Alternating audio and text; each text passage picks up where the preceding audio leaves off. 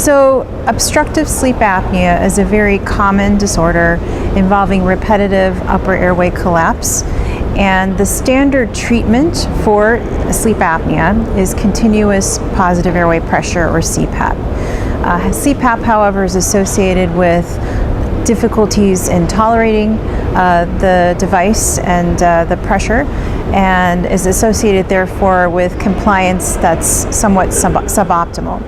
So there have been innovative novel therapies that have come to light to offer an alternative to positive airway pressure in the treatment of obstructive sleep apnea. And upper airway neurostimulation is one of those therapies. It involves implantation of a device with a lead that goes to the hypoglossal nerve that innervates the tongue to stimulate the nerve to therefore activate the genioglossus muscle and cause opening of the airway. So this is a novel therapy, and we are discussing findings related to this therapy in terms of trying to identify predictors of success of this therapy. And we essentially looked for any characteristics that could identify those that would do well with the therapy. And we looked at age, gender, body mass index, and other characteristics as well, including baseline severity of obstructive sleep apnea as defined by the apnea-hypopnea index. And what we found was that it appeared that women had better responsivity to upper airway neurostimulation compared to men.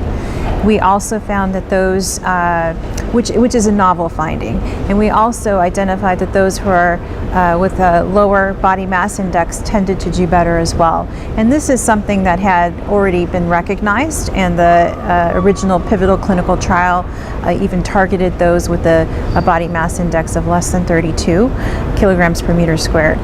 But the novel finding really is that women tend to have better upper airway neurostimulation responsiveness compared to men, and this is even after we took into consideration other confounding factors such as age and other characteristics, and even duration of therapy.